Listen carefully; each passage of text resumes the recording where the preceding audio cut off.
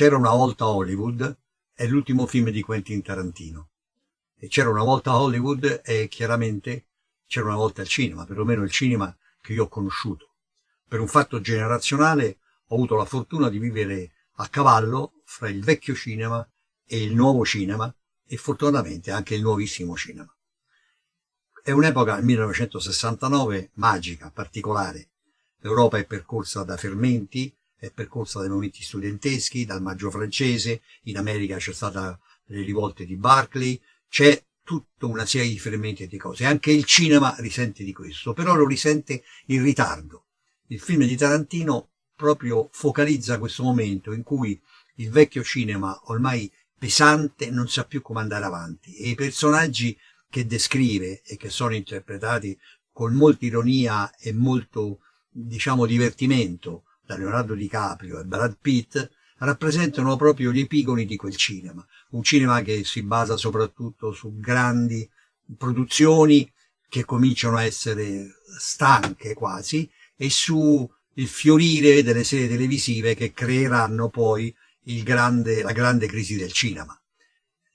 vero, del cinema quello delle grandi tradizioni, diciamo il cinema di De Mille, dei colossi, dei peplum grandi. È un momento di crisi per Hollywood anche perché c'è il cinema europeo che subito dopo la guerra si è ripreso e quindi si è scatenato offrendo nuovi prodotti, offrendo un genere diverso. Pensiamo ai western di Sergio Leone, pensiamo ai nostri film mitologici che svecchiavano completamente con un gioco di ironia e con i forzuti che erano praticamente i primi supereroi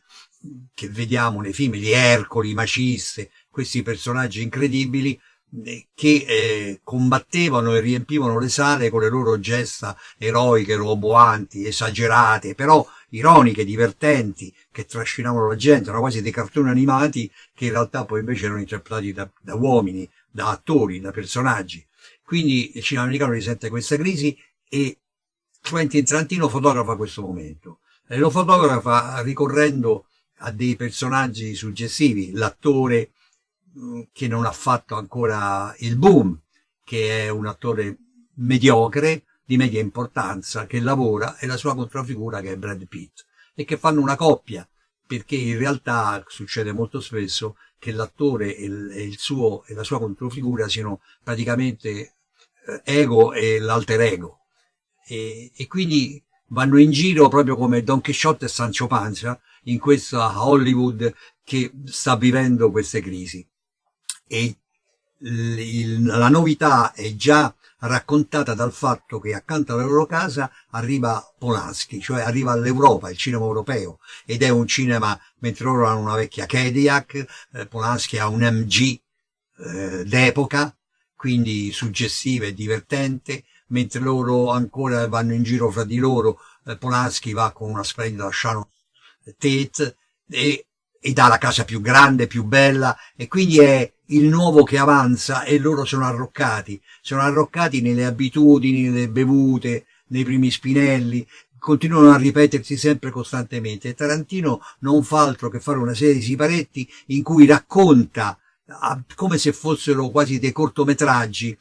le avventure di questo nostro protagonista che si scontra quindi con una nuova generazione di attori. C'è una bambina diabolica che è una piccola attrice con la quale c'è un lunghissimo dialogo e che gli insegna addirittura delle situazioni di recitazione, quasi possiamo dire. C'è il regista che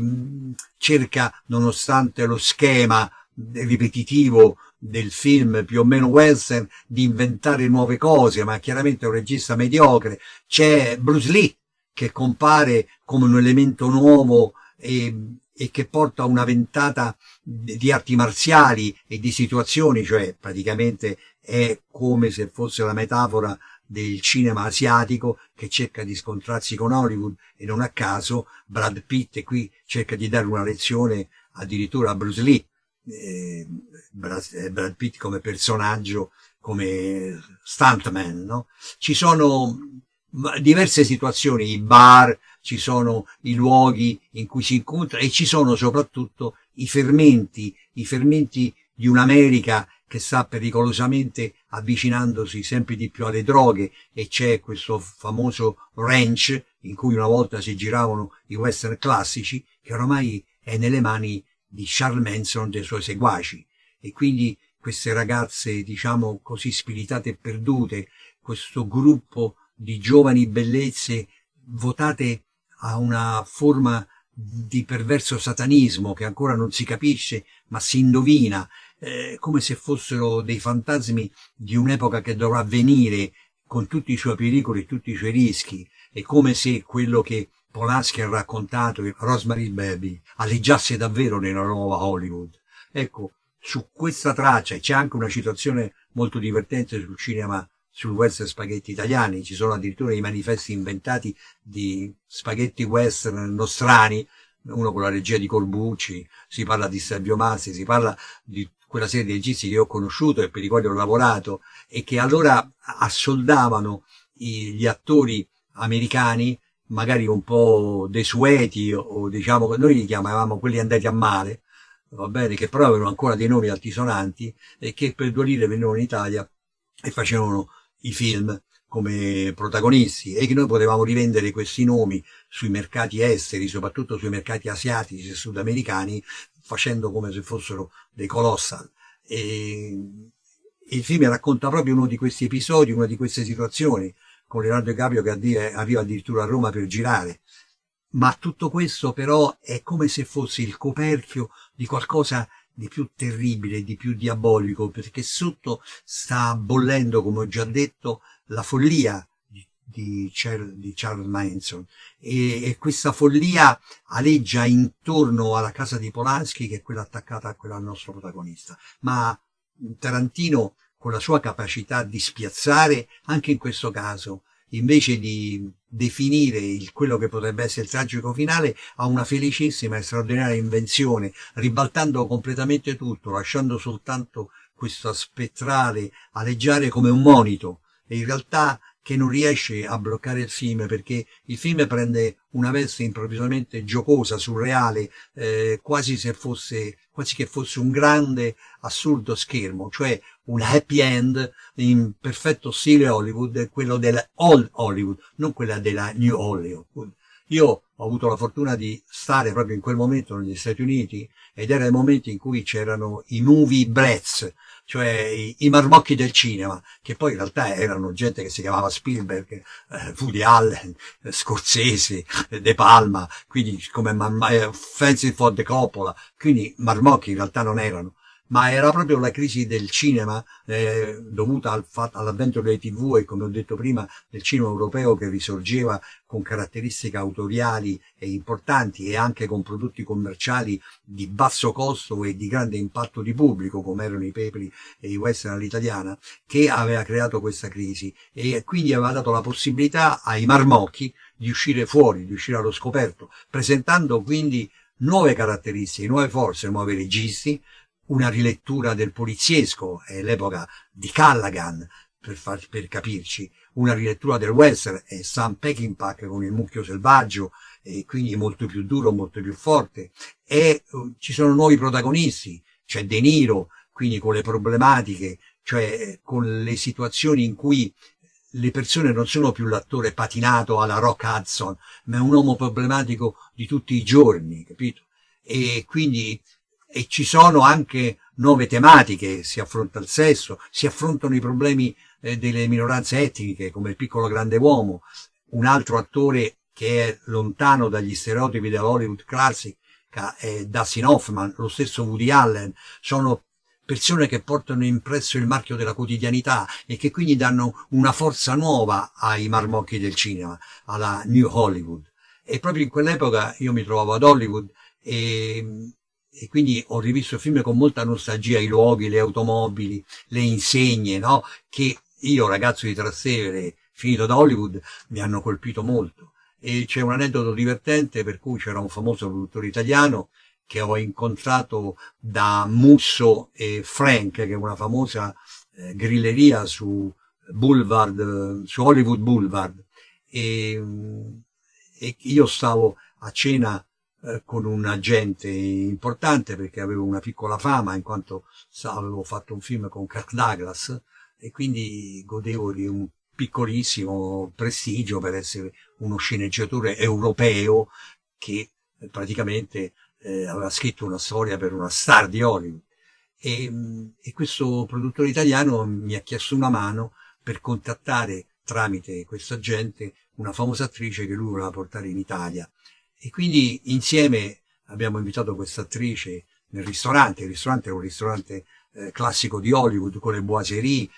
con i separé, quindi sembrava il ristorante del grande Gatsby. E quindi noi abbiamo corteggiato tutta la sera questa attrice raccontando, io ho aiutato il produttore a raccontare la storia e l'abbiamo, credo, perlomeno simpaticamente affascinata. E quindi lei ci ha chiesto di raccompagnarla a casa e il produttore in questo caso ha sfoggiato la sua Ferrari Daytona, una 365 GT, una macchina che oggi vale 700-800 mila euro e che allora anche valeva molto, splendida. Io ero una Spider, io ho rattrappito in mezzo a loro, siamo andati allo Chateau Marmont, questo albergo che sta sul Sunset Boulevard e che è fatto come una copia del castello di Amboise, una brutta copia del castello di Amboise, insomma c'ha questo sapore francese, è un albergo famoso, è l'albergo in cui Jimmy Morrison si è gettato da una finestra una volta, ha avuto un incidente, in cui purtroppo c'è morto John Belushi, è un albergo in cui lo stesso Tarantino in seguito ci girerà delle scene, è un albergo molto tipico di Hollywood. E abbiamo accompagnato questa attrice, la quale ci ha invitato ad andare in camera sua a bere una cosa. Chiaramente io a questo punto ho fatto un passo indietro e ho detto al produttore che era meglio che ci andava lui, perché doveva convincerla e poi era un uomo affascinante e quindi spettava a lui questa cosa. Quindi dice, tu vai con l'attrice, e lui mi ha detto, tu con chi vai? E io vado con il Ferrari Daytona. Come con la mia Ferrari? Beh certo, amico mio, tu vai con l'attrice, mi vuoi dare almeno, vai con l'attrice, non so che cosa finirà, ma insomma vai in camera sua, a me mi vuoi dare almeno il premio di consolazione. E a malincuore, mentre andava con questa favolosa attrice, io mi ha lasciato le chiavi della sua Ferrari ed io con questa Ferrari Daytona, quindi sogno di tutta una giovinezza e ancora oggi sogno visto, sono scivolato lungo i 38 chilometri del Sunset Boulevard fino alle Pacific Palisades e ho visto l'alba. E mentre lui probabilmente stava fra le braccia dell'attrice, io stavo fra le braccia della Ferrari Daytona. Il film poi l'attrice non l'ha fatto, ma io la Ferrari l'ho avuta e il mio sogno proibito l'ho vissuto ugualmente. E con questo sogno proibito di quando c'era una volta Hollywood e quando c'era una volta le Ferrari Daytona che si potevano avere, vi saluto e vi ringrazio.